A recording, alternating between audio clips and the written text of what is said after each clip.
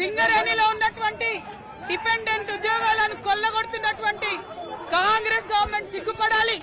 ఉద్యోగాలు కొత్తగా ఇస్తలేరు, ఉన్న ఉద్యోగాలు పోగొడుతున్నారు, అలియాస్ పేర్లు ఇస్తలేరు.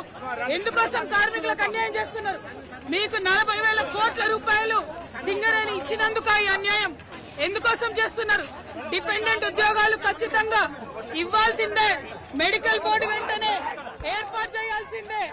అదే విధంగా తీసేసే హక్కు వీళ్ళకి ఇంత జులుం చేస్తా ఉన్నారు.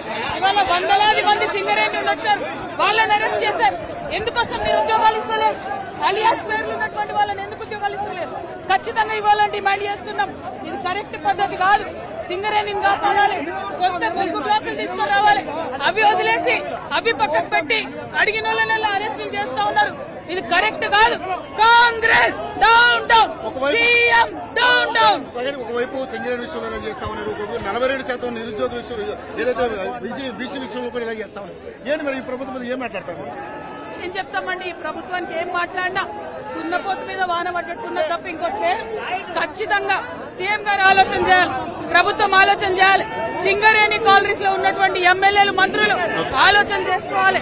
డిపెండెంట్ ఉద్యోగాలు ఇవ్వాలి. ఇది తెలంగాణ మనకు నేచర్ ఇచ్చిన గిఫ్ట్.